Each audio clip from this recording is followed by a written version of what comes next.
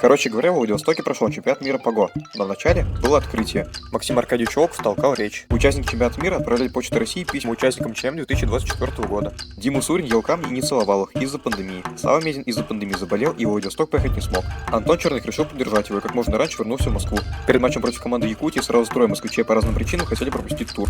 Тимур, Андрей и Никола. Решением капитана команды Тимура Санкина в партии был освобожден сам капитан. Степан Мистрович убегал от призраков убитых групп своих соперников. Чаба Мера тоже убегал от призраков групп, убитых Степаном Мистровичем. Илья Шикшин качался. На табличке Натальи Ковалевой для пресс-конференции написана инструкция по применению. Участники и организаторы чемпионата мира в поддержку Антона тупо стояли и смотрели в камеру.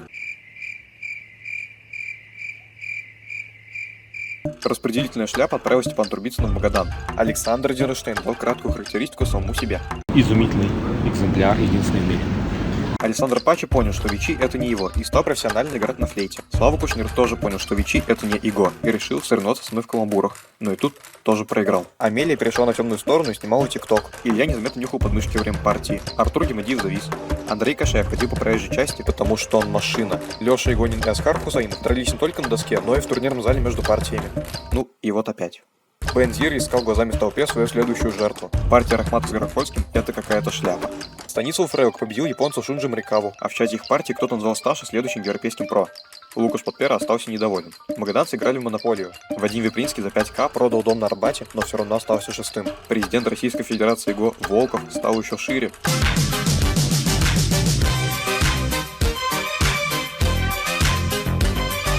В партии с Андреем Кульковым Егор Лавров лавировал, да не вылавировал. А Шикшин после своей победы над Кульковым в Кубке России решил купить лотерейный билет. Первые две доски подмосковной команды копировали ходы своих соперников, чтобы выиграть хотя бы одну из двух партий. Александр Динерштейн быстро все раскусил, позвал судей. За клоунаду и детское поведение Дмитрий Корнев перенес вторую доску к детям. Но Рахмат все равно сидел лицом к монитору, на котором транслировалась партия первой доски. Немли выбирал, он хочет чай или выиграть Тенцей-лигу. Кстати, когда Игорь ест, он глух и немлей. Серб Драган Дубакович объяснял транслятору, как правильно писать его имя. Лукан тоже был чем-то недоволен. Да, опять. Спортсмен из Нигерии забыл, как разыгрывать цвет перед началом партии. И просто попросил себе белые. Наташу Ковалеву покатали на вертолете, чтобы она наконец смогла посмотреть на всех свысока.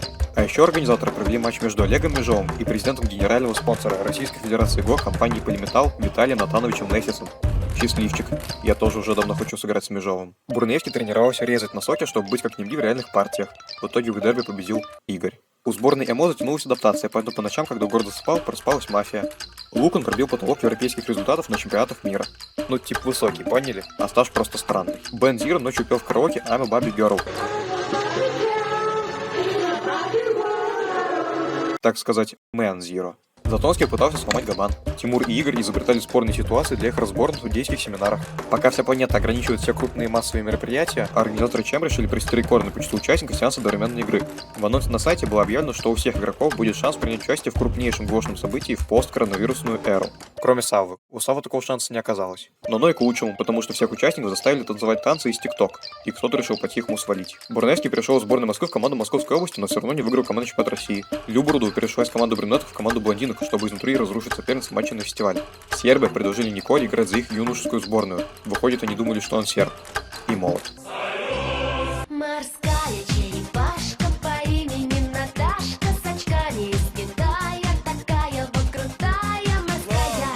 Молодец, Слава! Молодец, Слава! Молодец, Слава! Молодец, Слава! Молодец, Слава! Молодец, Слава! Молодец, Слава! Молодец, Слава! Ладно, наверное, хватит. Александр Пачи всегда ходил в точку 1-1 перед сдачей, чтобы точно не сдаться в выигранной позиции. Гатаулину и Дергачу не хватало 15 светлых часов в сутках, и они играли в ГО ночью. А тут вроде как Айгуль Фузулзянова вторглась на стрим Ильи Шикшина, но ему жестко пофиг. Австралиец Давид Митчелл 20 минут убеждал Олега Межова не ставить его сопернику техническое поражение из-за дисконнекта. Один Динерштейн надеялся, что у организаторов нет приза за фэрплей. Кто-то составил имя Дэвида на рабочем столе одного из игровых компьютеров из ярлыков с буквами. Немли обыграл Динерштейн впервые за несколько миллиардов лет, но потом проснулся. Держись, Игорь, мы с тобой. Еще здесь был Богданов и бог фюшников. Денис Добранец получил животик, а я притащил на ту партию мяч. Таш и Люба играли с камнями даже после турнира на закрытии.